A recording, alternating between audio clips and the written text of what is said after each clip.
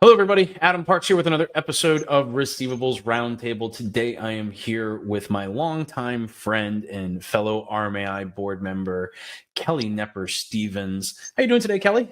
I'm doing great, Adam. Thank you for having me. Absolutely. For those of you that don't know Kelly, you may have been living under a rock because Kelly attends pretty much every conference out there, has spoken at most of them, and is one of the compliance gurus.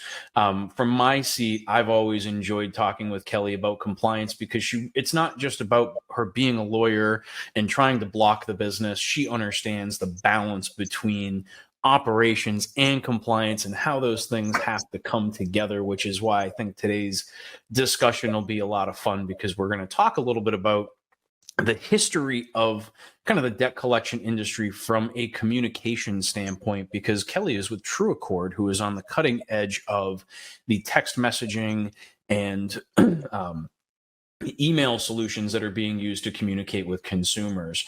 And so, Kelly, for anybody who's not familiar with you that's watching, can you tell everybody a little bit about yourself and how you got to the seat that you're in today?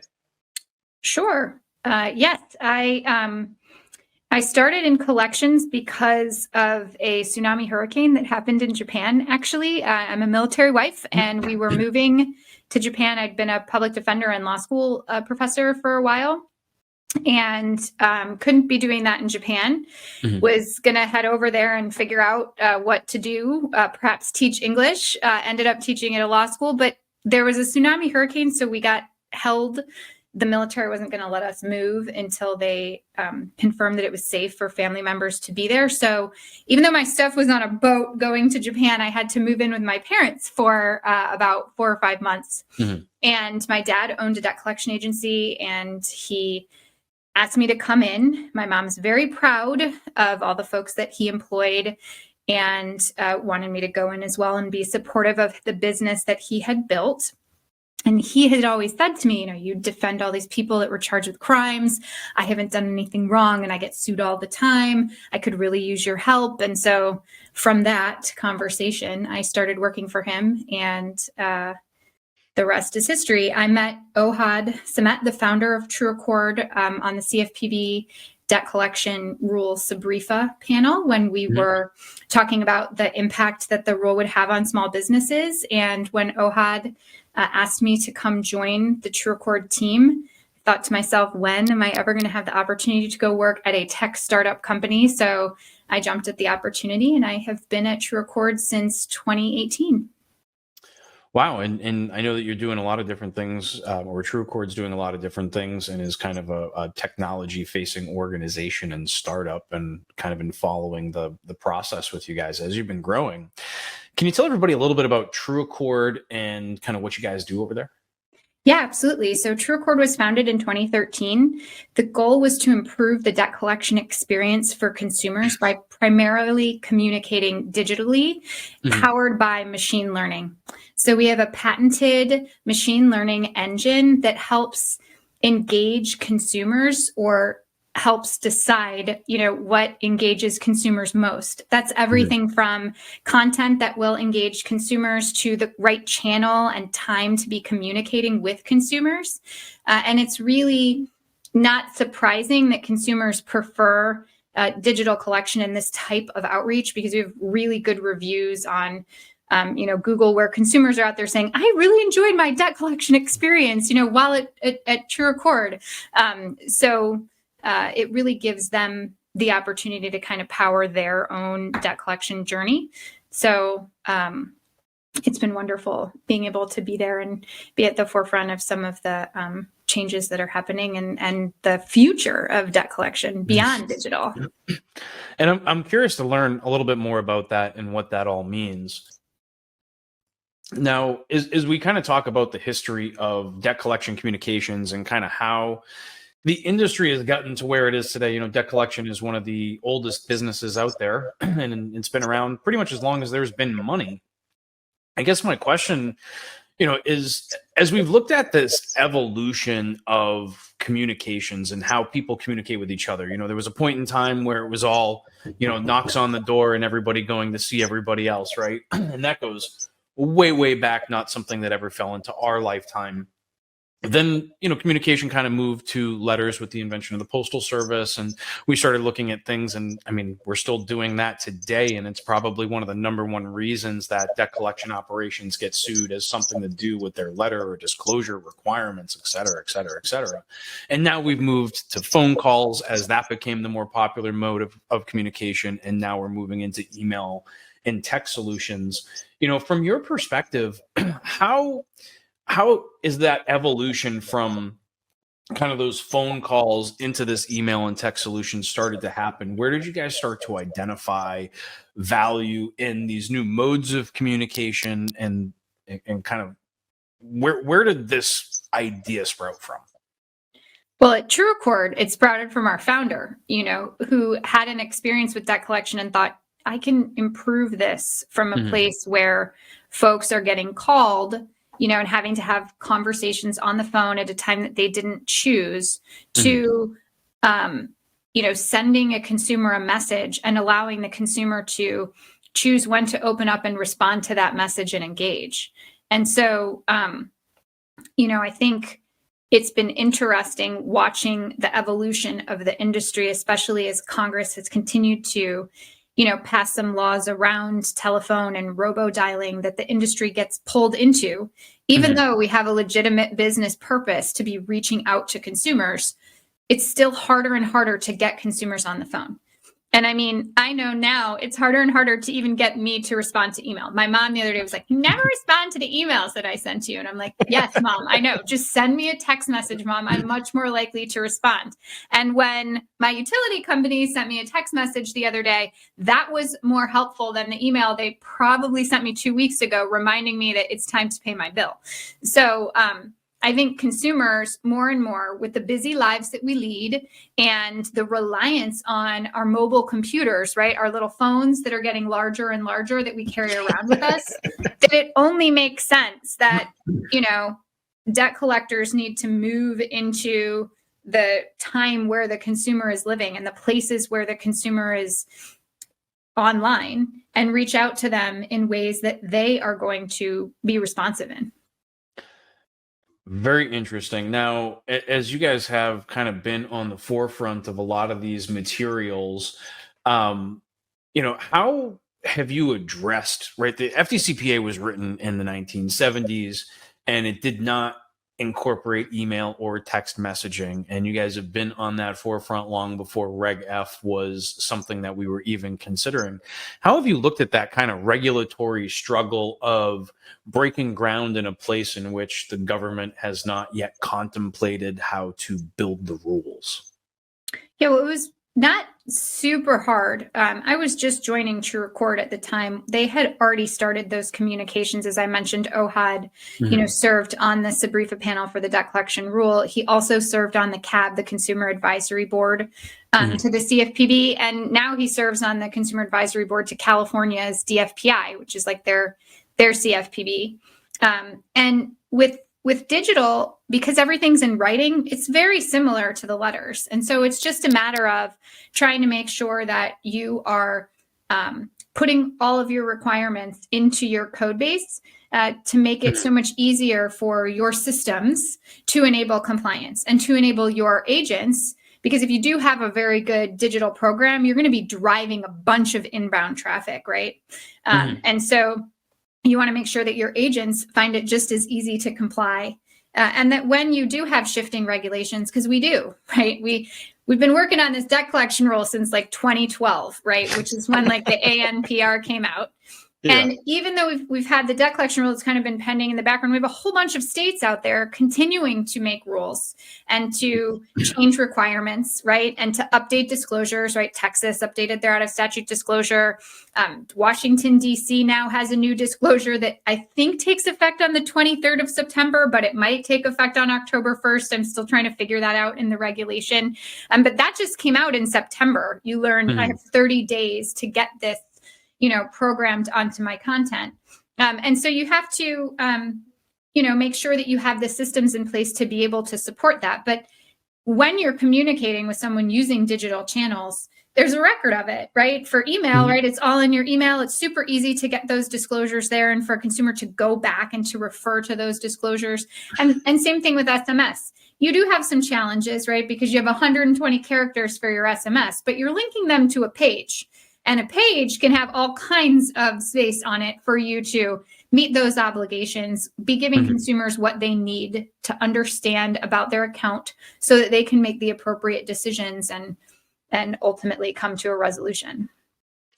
So as we talk about the evolution of communications with the consumer, we've talked about kind of where we've gone to, but I'd love to get your take on like what the future holds. Like, how are we going to be communicating with consumers in the future?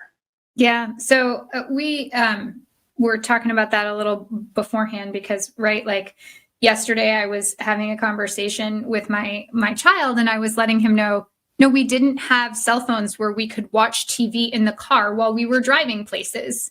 And he was like, well, when did you get TV in the car? And I was like, let's talk about when we got phones in the car. Like that was not that long ago. This is very new. Like when I was a child, I just looked out the window and enjoyed the ride and got to listen to the radio.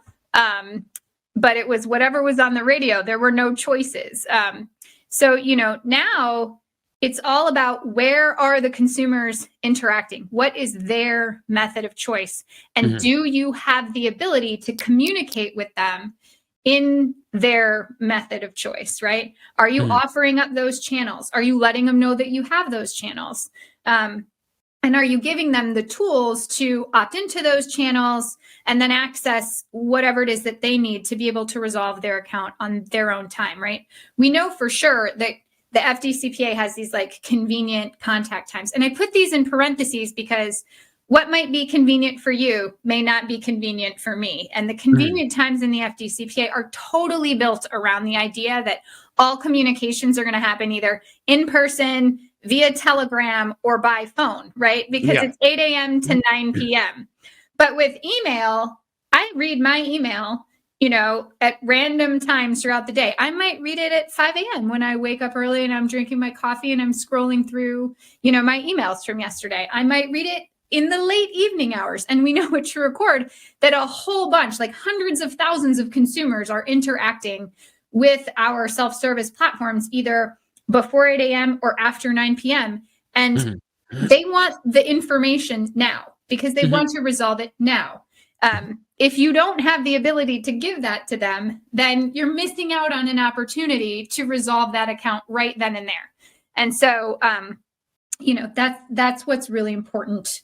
I think as we think about the future is where are the consumers going to be? How do they choose to interact and giving them, the tools and ability to find you and reach out there. And I know you know about this too, Adam, because brand awareness is really important and trust. Incredibly important.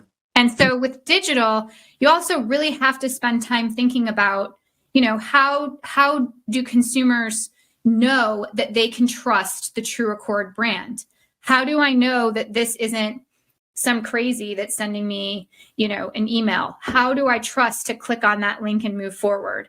And so making sure that you have that online presence that allows consumers to go and research you and figure out that, okay, this is a legitimate company. This company is registered through the CFPB portal. This company is RMAI certified, right?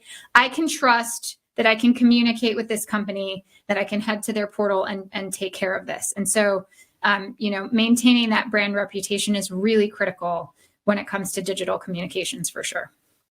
That was one of my biggest struggles as I got into the web development side of the debt collection industry early on. As I started developing sites, a lot of potential clients were going, well, but if I don't have a website, then, there's really nothing for them to say. And I'm going, no, like you have to be out in front of them. They have to understand that you're a legitimate company because there were back then some of these fly by night operations.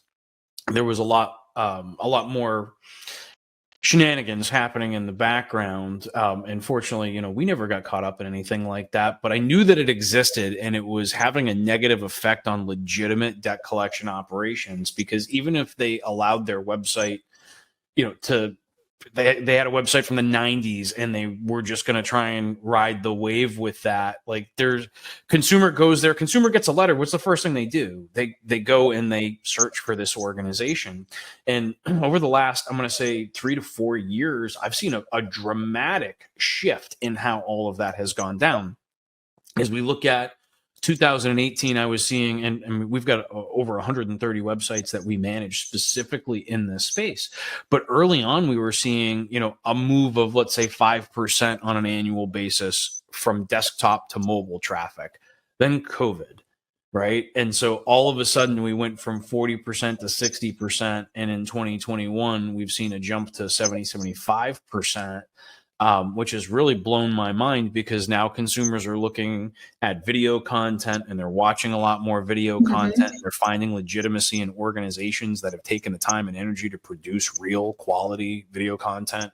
And then the same thing from mobile. If your website's not mobile enabled, if you can't communicate, if they can't get to you from their phone, they don't believe you. Or if they pull you up on the phone and they see a desktop only site and they can't navigate it or they can't read it or get information from it, they're just not going to trust the organization itself. And I can imagine it's even 10 times more difficult when it comes to sending text messages. I don't know about you, but I get somewhere in the range of 15 to 20 spam calls a day. I had to put a spam filter on my phone. And early on, I identified that even some of my clients and friends from around the industry were getting blocked by my spam filter if they were calling from their offices, even though they don't make spam phone calls. They have a legitimate business purpose to be reaching out to people. So I think the challenges that have come from that, have you guys faced any of this kind of call blocking technology and those types of new hurdles that are starting to come to the forefront? No, because we don't make a ton of phone calls, right? If we're making a phone call, it's it blocks my text too. That's why I asked, right? Because it does fall into that. Yes, but we have a whole deliverability team who has a very specific strategy for each type of communication to ensure that our deliverability is top notch, right? And so for email, you can't just be like, okay, I'm going to email 1 million consumers today and just go drop 1 million emails. You're going to find yourself on spam list immediately. So we have to keep our domains super pristine so that we have a really high deliverability rating, because we're not going to be successful for our clients if we can't deliver those emails or deliver those text messages, right? So yeah, we've taken a bunch of steps to make sure that our text messages are getting delivered and are getting through, because like I mentioned earlier, I prefer text message. So I know that consumers out there prefer text messages as well. And so we want to make sure that we're getting those through so that they can see them. I'm with you, right? Like we have kind of a cadence of communications in our company. Like email is like going to make it on my to-do list.